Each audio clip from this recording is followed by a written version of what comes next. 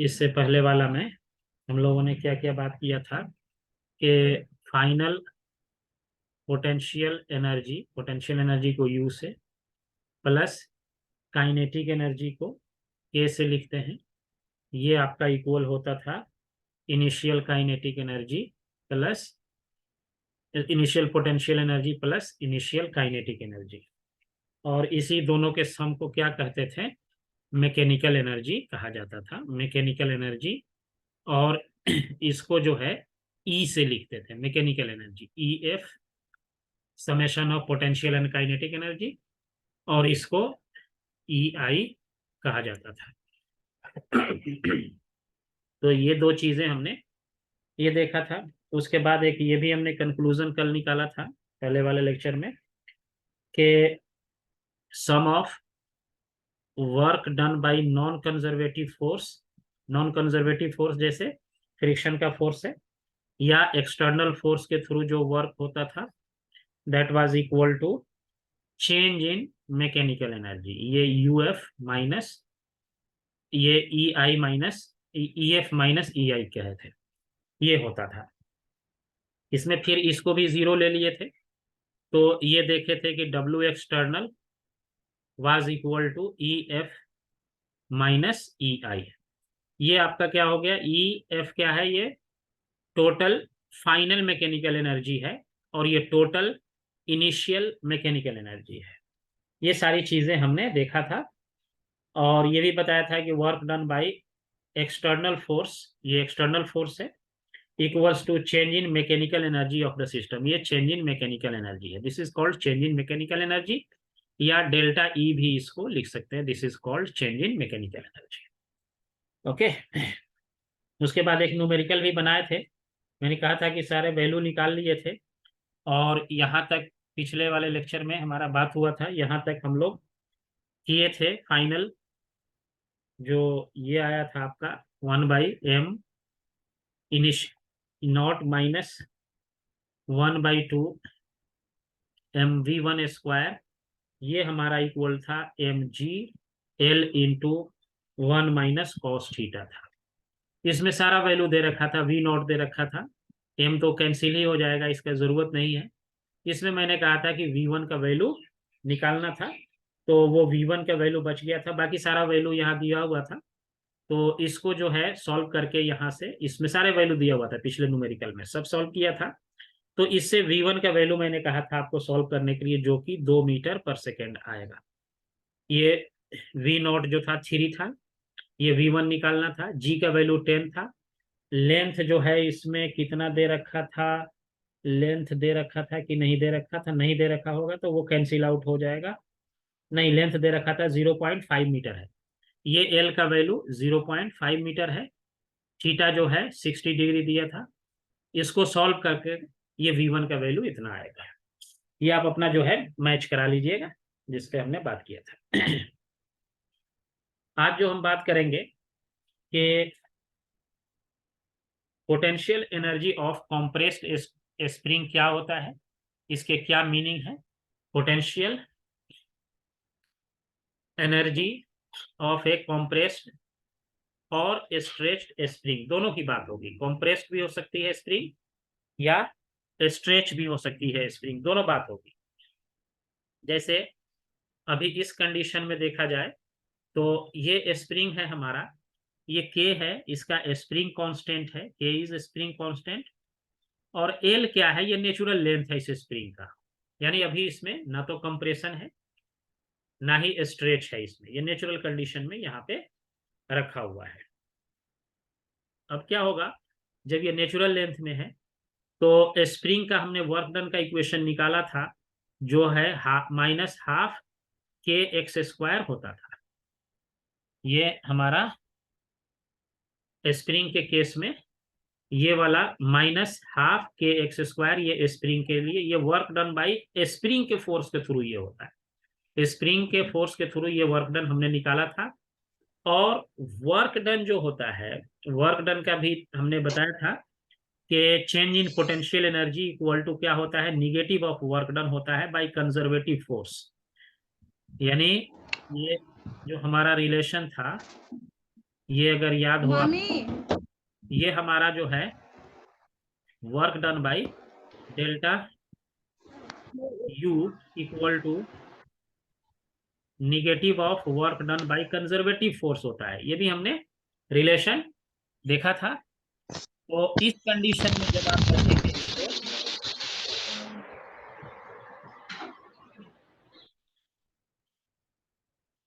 तो ये हमने देखा था, ये निकाला था हमने। ओके, ये अगर आपको याद हो तो ये रिलेशंस हमने देखे थे। ओके, तो ये वाला हो गया आपका minus W C, change in potential energy. और ये भी देखे थे वर्क डन इक्वल टू होता था चेंज इन काइनेटिक एनर्जी के, यानी के एफ माइनस के आई। ये सारे रिलेशन हमने देखे हैं। Work done by external force कह सकते हैं, या work done equal to change in kinetic energy, इसी को वर्क एनर्जी थ्योरम कहते थे। ये भी हमने देखा हुआ ये सारे। तो इसी रिलेशन को यूज करके अब इस पे हमको बात करनी है कि ये जो आपका जो नेचुरल लेंथ है, क्या है, नेचुरल लेंथ एल है। जब हम इसको कॉम्प्रेस करें या स्ट्रेच करें, अभी ये स्ट्रेच किया हुआ है, नेचुरल लेंथ यहाँ था, एल है। अब इसको एक्स लेंथ इधर हमने स्ट्रेच किया, इधर फोर्स लगा के इसको खींचा हमने। तो जब आप इधर फोर्स लगाएंगे तो स्प्रिंग की नेचुरल टेंडेंसी होती है कि उस फोर्स का अपोजिशन ऐसे करेगा जो कि यहाँ दिखाया हुआ है, के एक्स से इधर ये अपोज करेगा स्प्रिंग। तो हमको कितना फोर्स लगाना पड़ेगा इस डायरेक्शन में, मेरा जो फोर्स होगा दैट विल बी के एक्स होगा इन दिस डायरेक्शन। अगर इस डायरेक्शन में हमारा ये फोर्स होगा, यानी कि तभी हम इस ब्लॉक को इधर खींच सकते हैं, वरना नहीं खींच पाएंगे। जितना स्ट्रेच स्प्रिंग अपोजिशन फोर्स लगाएगा उतना मिनिमम फोर्स मुझे चाहिए इस डायरेक्शन में। तो उसके बाद हम क्या कर सकते हैं, इस स्प्रिंग को हम फैला सकते हैं। तो ये के एक्स जो है, एक्स स्ट्रेच ऐसे की है, तो इस पे फोर्स जो स्प्रिंग लगाएगी, स्प्रिंग के थ्रू जो फोर्स होगा वो इस डायरेक्शन में होगा। तो उसको जो है माइनस के एक्स कहते हैं। हमारा फोर्स इधर है, स्प्रिंग का फोर्स इधर है, इसको माइनस के एक्स कहते हैं। अब इस कंडीशन में मान लीजिए कि हमारा जो फोर्स है, the force by the block does work. अब इसमें अगर हमको वर्क, यहां मान लिया नेचुरल लेंथ कितना था इसका, अभी यहाँ x इक्वल टू 0 है, और यहां से इसको हम ले गए कहाँ पे, x इक्वल टू x तक, इसको हमने स्ट्रेच करके यहां ले गए। तो इसमें है the force by the wall does no work on the point of application is fix. अगर यहाँ पे भी देखो कि ये जो इसमें जो स्ट्रेच है यहाँ पे, ये जो वाल है, अगर हम इस जगह पे आ जाए तो यहाँ पे देखेंगे कि इसमें कोई स्ट्रेच नहीं होता है, तो यहाँ पे कोई भी वर्क नहीं होगा क्योंकि डिस्प्लेसमेंट यहाँ पे 0 है। बट यहाँ पे वर्क होगा, इसमें स्ट्रेच यहाँ पे हो रहा है, क्योंकि ये फिक्स है इसलिए इस पे कोई वर्क नहीं होगा। अब यहाँ पे जब स्ट्रेच हम करेंगे, कितना करेंगे, एक्स स्ट्रेच किए है, the force by the block does work.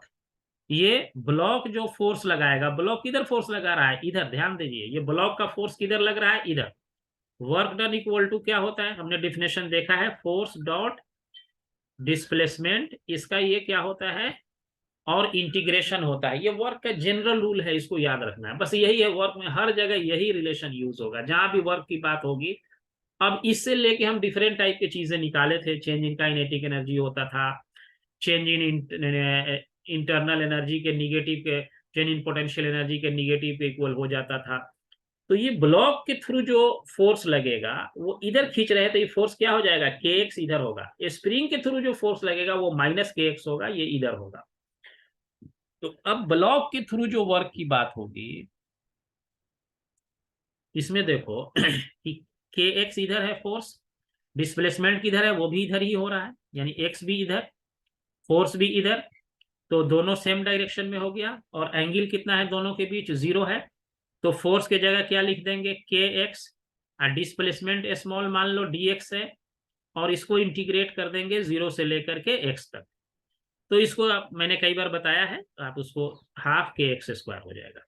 This is the work done by which force, by the block. Block ने जो फोर्स लगाया इधर, उसके थ्रू ये वर्क डन होगा। लेकिन वर्क डन बाई स्प्रिंग जो कहे थे, work done by spring that will be minus half के एक्स स्क्वायर।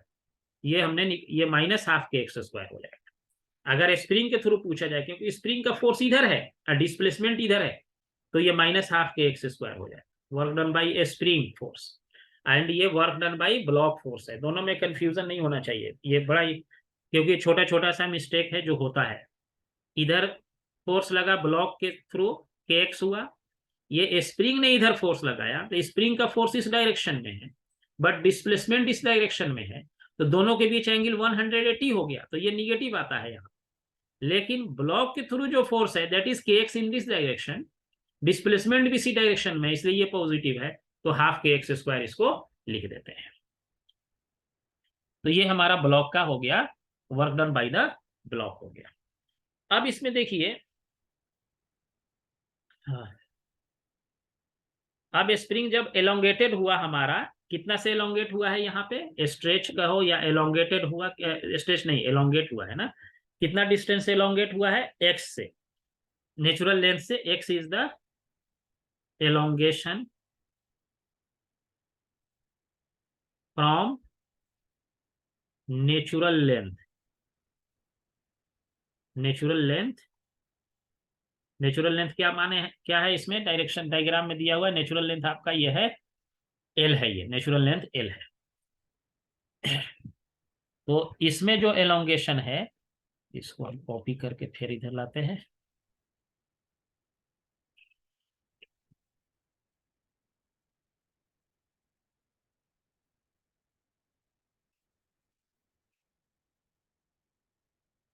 ये है आपका नेचुरल लेंथ जो है आपका एल है इसका, और यहां से एलोंगेशन क्या हुआ है, एक्स हुआ है इसमें, यानी कि एलोंगेट किए हैं, बड़ा किए हैं इसको, एल लेंथ से ये कर दिए हैं। सेम अगर हम इसको कंप्रेस करते हैं, मान लो अगर ये तो एलोंगेट किए, अगर उतना ही डिस्टेंस हम इसको ऐसे दबाते अंदर, इसको ऐसे दबाते ब्लॉक को, तो ब्लॉक जो है इस पे फोर्स कैसे लगाता, अंदर की तरफ। अब वो फोर्स क्या होता, के एक्स, डिस्प्लेसमेंट भी क्या होता, अंदर की तरफ के एक्स, दोनों का डायरेक्शन क्या हो गया, सेम। तो इस केस में भी वर्क डन कितना होगा, हाफ के एक्स स्क्वायर ही होगा, चाहे हम एलोंगेट करें या इसको हम क्या करें, कॉम्प्रेस करें। दोनों के केस में work done by the block on the spring will be same. दोनों के केस में इतना ही रहेगा, चाहे आप ब्लॉक को कंप्रेस कर रहे हैं, इसको ऐसे ले जा रहे हैं, या इसको बाहर खींच रहे हैं, दोनों के केस में आपको क्या होगा, same amount of work will be done. और ये कौन सा वर्क होगा, एक्सटर्नल होगा, ये बाहर से फोर्स लगाएंगे ना इसको हम। The spring is assumed to be massless and hence its kinetic energy remains zero all the time। अब इस स्प्रिंग का हम क्या किए हैं, मान लिया कि ये मासलेस है, इस स्प्रिंग इज, यहां जो है एज्यूम करते हैं कि spring is assuming, spring is massless, मतलब इसमें कोई मास नहीं है स्प्रिंग का। और जब स्प्रिंग का मास नहीं है तो उस केस में हमारा क्या होगा, इसका काइनेटिक एनर्जी स्प्रिंग का पहले भी जीरो था, बाद में भी क्या होगा, जीरो होगा, दस इस पोटेंशियल एनर्जी हैज इंक्रीज्ड। अब देखिए क्या हो, ये बड़ी इंटरेस्टिंग बात यहां से हमारी शुरू होती है। देखो हमने पढ़ा था अभी, आपको बताया था कि वर्क डन इक्वल टू क्या होता है, change in kinetic energy, this is called work energy theorem, के एफ माइनस के आई। अब इस स्प्रिंग का मास ही नहीं है, तो इनिशियल काइनेटिक एनर्जी भी जीरो, फाइनल काइनेटिक एनर्जी भी जीरो, यानी कि स्प्रिंग में के चेंज इन काइनेटिक एनर्जी क्या होगा, हमेशा क्या होगा, this spring is assumed to be massless and hence its kinetic energy remains zero for all the time, thus its potential energy has increased। अब पोटेंशियल एनर्जी क्यों increase कर जाएगा, तो जो हम वर्क करेंगे, तो ये आप पढ़ाए हैं अभी, आपको बताए हैं, change in potential energy equal to क्या होता है, निगेटिव ऑफ वर्क डन के बाय कंजर्वेटिव फोर्स, यही था change in potential energy equal to होता है निगेटिव ऑफ वर्क डन के। तो जो ये हम वर्क करेंगे, जो भी हम वर्क करेंगे वो जाएगा कहाँ? तो स्प्रिंग के पोटेंशियल एनर्जी को ये क्या कर देगा? इंक्रीज कर देगा, क्योंकि काइनेटिक एनर्जी है ही नहीं इसमें। अगर काइनेटिक एनर्जी होता तो यही वर्क किस में कन्वर्ट हो जाता? काइनेटिक में कन्वर्ट हो जाता। वी कंक्लूड दैट स्ट्रेच्ड, तो हम कंक्लूड कर सकते हैं स्ट्रेच्ड और कॉम्प्रेस्ड, स्ट्रेच्ड और compressed a spring has potential energy, compressed spring has potential energy PE equal to half के एक्स स्क्वायर। दोनों केस में यही होगा, स्ट्रेच करे या कंप्रेस करे, दोनों के केस में पोटेंशियल एनर्जी यही इतना ही होगा। ये इतना हो जाएगा किससे? Larger than natural length.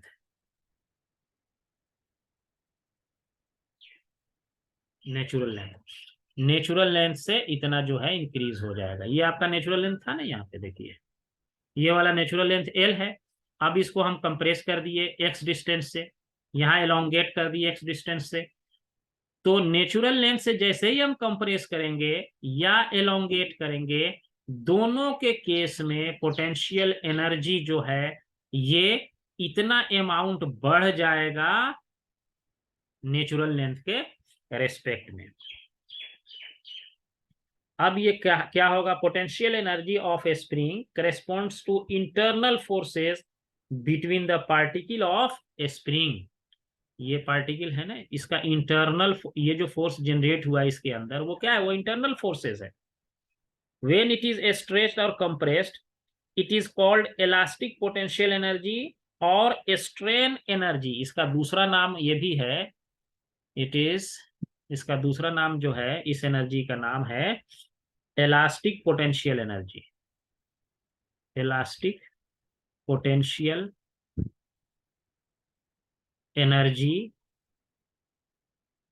और स्ट्रेन एनर्जी, और स्ट्रेन एनर्जी भी कहते हैं इसको। तो ये आपका पोटेंशियल एनर्जी स्प्रिंग हमने देखा जब इसको एक्स डिस्टेंस या तो एलोंगेट किए थे या कंप्रेस किए थे, दोनों के केस में हाफ के एक्स स्क्वायर हो जाता है। अब इसको समझने के लिए एक हम छोटा सा सिंपल सा एक एग्जांपल देखते हैं। इसके पीछे लॉजिक क्या है इस क्वेश्चन का? यहाँ आपका कह रहा है कि एक ब्लॉक है मास m का, ये ब्लॉक है, इसका मास m है यहाँ पे, suspended through a spring of a spring constant के, इस स्प्रिंग का स्प्रिंग कांस्टेंट k है, एंड इज इन इक्विलिब्रियम। अभी ये इक्विलिब्रियम पोजीशन में है जब इसका लेंथ, नेचुरल लेंथ यहाँ एल नॉट लिखा हुआ है, ये वाला है, L naught is the natural length of the spring है ये। A sharp blow gives the block an initial downward velocity. इसको अचानक से एक वेलोसिटी v दिया गया नीचे की तरफ, ऐसे वेलोसिटी लगा के दिया गया। How far below the equilibrium position, अभी ये इक्विलिब्रियम पे था, एल नॉट पे एक वेलोसिटी v दिया गया। जब यहाँ ये पहुंचेगा तो यहाँ पे थोड़ी देर के लिए ये रेस्ट में होगा। हाउ, तो वो रेस्ट में आने तक ये कितना नीचे जाएगा यही पूछ रहा है। तो इसमें मान लिया कि ये h हाइट जो है ये नीचे आया, ये ब्लॉक यहाँ पे, जब इसको शार्प स्पीड v इनिशियल दे दिया गया, यहाँ पे खट से मारा गया इसको, यानी कि ब्लॉक लटका हुआ था और इसको क्या किया गया, देखो ये ब्लॉक था हमारा ऐसे स्प्रिंग से यहाँ लटका हुआ है, इसको एक खट से ऐसे मारा गया, नीचे किया, यहाँ पे रुका ही थोड़ी देर के लिए, फिर ऊपर आएगा ये, ऐसे ऐसे ये करने लगेगा। अगर आप इसको ब्लॉक कर छोड़ देंगे स्प्रिंग को तो ये ऐसे ऐसे इसमें शुरू हो जाएगा। तो पूछ रहा है कि जब ये नीचे पहुंचा होगा इस कंडीशन में, यहाँ पे आया है, तो पूछ रहा है कि इस कंडीशन में आप बताइए कि ये कितना हाइट नीचे आया होगा जब थोड़ी देर के लिए ये रुका होगा। तो थोड़ा सा एक बार आप सोचिए, हम बताते हैं। आप देखिए क्वेश्चन में आपको कह रहा है block of mass m is suspended through a spring of a spring constant k। Spring constant कितना है? k है, and is it in equilibrium, और ये इक्विलिब्रियम में था। इक्विलिब्रियम, अब जैसे ही ये मास आप यहाँ लटकाएंगे यहाँ पे, तो अब देखिए इसका नेचुरल लेंथ क्या है, एल नॉट है। तो मास जैसे ही आप यहाँ पे एम डालेंगे तो ये क्या करेगा, ये नीचे, नेचुरल लेंथ तो एल है, ये नीचे कुछ लेंथ, मान लिया कि एक्स लेंथ नीचे ये गया, यहाँ पे नीचे चला गया एक्स लेंथ। तो अब इस कंडीशन में देखेंगे कि इस पे फोर्स कौन कौन सा लगता है। तो जब इस पे फोर्स की हम बात करेंगे, तो इसमें आप फोर्स कह सकते हैं कि इसमें जो फोर्स है, एक फोर्स तो है आपका, कौन सा है, स्प्रिंग का है, टेंशन का फोर्स, जो स्प्रिंग का फोर्स इस पे लगेगा ऊपर की तरफ, और एक फोर्स है इस पे ग्रेविटी का, जो कि mg नीचे लगेगा। ये टेंशन का फोर्स इस पे ऊपर लगेगा। तो ऊपर का जो फोर्स लगेगा, मान लिया एक्स एलोंगेशन यहाँ हुआ, अभी नेचुरल लेंथ से एक्स एलोंगेशन हो गया, तो उस कंडीशन में कह सकते हैं कि mg इक्वल टू नीचे का ग्रेविटी का फोर्स, ऊपर स्प्रिंग का फोर्स इक्वल टू के एक्स, एक्स एलोंगेट हुआ है यहाँ से। तो हम इससे कह सकते हैं कि x इक्वल टू क्या हो जाएगा, mg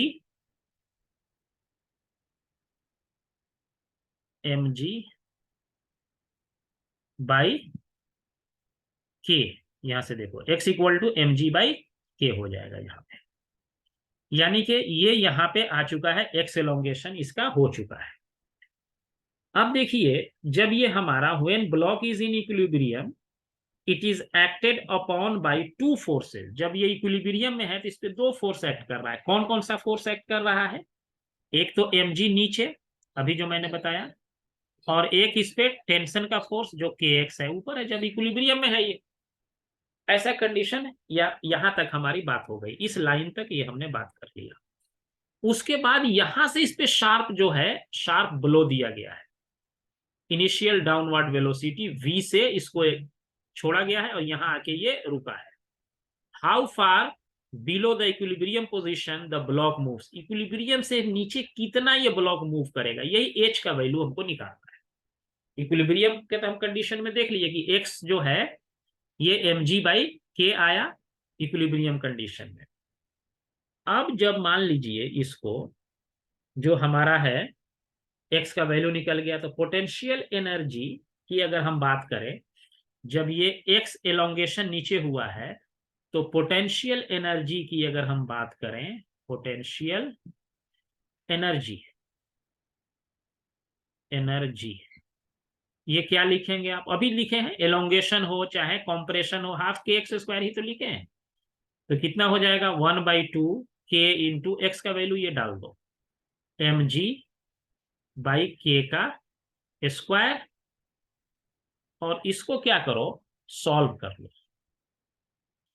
तो इसको थोड़ा सा हम पोटेंशियल एनर्जी का जब हम इसको सॉल्व करेंगे, तो ये आपका आ जाएगा, एक के तो यहां से कट जाएगा, एक के नीचे में बचेगा, 1/2 के नीचे में रह गया, इंटू एम स्क्वायर इंटू जी स्क्वायर हो गया। जब ये एक्स एलोंगेशन हुआ, तो स्प्रिंग में जो पोटेंशियल एनर्जी है वो होगी हाफ के नीचे रहा, एम स्क्वायर इंटू जी स्क्वायर रहा, ये इतना आपको आ जाएगा। अब उसके बाद क्या हुआ है, यहां से हमने शार्प वेलोसिटी v दिया है, स्पीड दिया है डाउनवर्ड, और h जो है डिस्टेंस ये चला है यहां से। अब इसमें मान लें कि take the gravitational potential energy to be zero in this position. अब जब ये x आ गया, तो इस समय मान लेते हैं कि ग्रेविटेशनल पोटेंशियल एनर्जी जो है, मान लो यहाँ पे जब ये x डिस्टेंस आया, तो यहाँ पे मान लेते हैं कि ग्रेविटेशनल पोटेंशियल एनर्जी क्या है, जीरो है। Total mechanical energy of the system just after blow, जैसे ही हमने इस पे फोर्स लगाया, इसको जरा कॉपी कर लेना,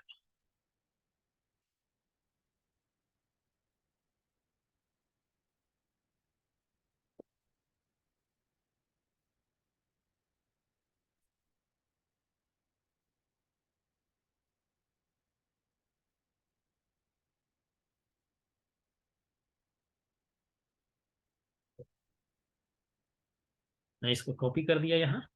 अब देखो इसमें क्या होगा, जिस समय इसको हमने इधर v वेलोसिटी से फेंका, तो अब उस समय इसका जो टोटल एनर्जी जो होगा इसका यहाँ पे, यहाँ पे टोटल, जैसे इसको v वेलोसिटी दिया तो काइनेटिक एनर्जी या प्लस पोटेंशियल एनर्जी, इस दोनों का सम क्या होना चाहिए, इस पे कोई बाहर से फोर्स एक्ट नहीं कर रहा है, तो यहाँ का पोटेंशियल एनर्जी और यहाँ का काइनेटिक एनर्जी क्या होगा, v वेलोसिटी से फेंके हैं तो काइनेटिक एनर्जी हो गया हाफ mv², और पोटेंशियल एनर्जी अभी निकाले हैं m² इंटू g²/2k।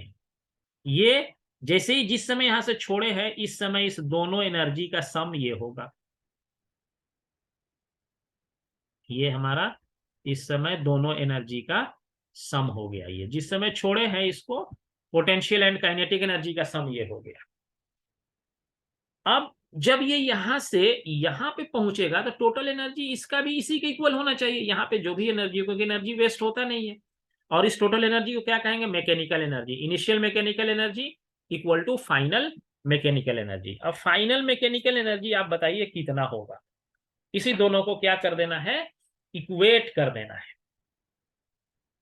जब ये यहां से यहां तक नीचे जाएगा h हाइट तक, ये आपका क्या निकल के आया, which this is equal to, जैसे ही ये नीचे हाइट h तक आया तो स्प्रिंग में फर्दर एलोंगेशन हो गया ना, h पहले था x, अब हो गया कितना, h हो गया, और तो हम स्प्रिंग का एनर्जी क्या लिखेंगे, 1/2 k x प्लस h का स्क्वायर हो गया। स्प्रिंग में जो पोटेंशियल, पहले हमने इसको एलोंगेशन दिया था x, अब फर्दर एलोंगेशन हो गया किसके वजह से, ड्यू टू दिस वेलोसिटी, तो ये h हो गया, तो ये हो गया x प्लस h का स्क्वायर हो गया ये।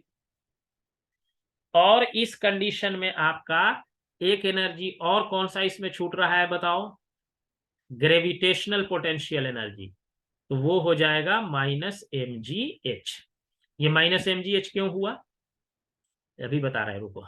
ये हो गया 1/2 k इंटू एक्स का वैल्यू क्या है, एक्स का वैल्यू ये निकाला हुआ है, तो अब ऊपर भी निकाले हैं, mg/k प्लस हो गया h का square minus mg into h। ये तो एनर्जी किसकी वजह से हुआ, स्प्रिंग के वजह से हुआ। अब ग्रेविटी ने जो एनर्जी इसमें सप्लाई किया वो निगेटिव mgh है। अब ये दोनों को क्या करना है, इक्वेट करके और इसको सॉल्व करेंगे तो h का वैल्यू आपको निकल के आ जाएगा। जरा इस दोनों को इक्वेट करके और सॉल्व करके मुझे h का वैल्यू निकाल के बताओ तो जल्दी से, कितना आता है। दोनों को इक्वेशन को इक्वेट किया हुआ है, ये this is equal to this, इसको आप सॉल्व करेंगे तो क्या निकालना था, कितना हाइट जाएगा ना नीचे, तो इससे h का वैल्यू ये आ जाएगा, आप चेक भी कर लेना, v मल्टीप्लाइड बाई √m/k होगा, ये आ जाएगा। एक इसी प्रॉब्लम को हम एक और मेथड से सॉल्व करेंगे नेक्स्ट क्लास में। जी सर, आ गया ना, ठीक है। जी। एक और मेथड से हम सॉल्व करेंगे जो देख के बना देंगे, जस्ट देखते ही आ जाएगा वो, तो वो हम कल अब बात करेंगे नेक्स्ट लेक्चर।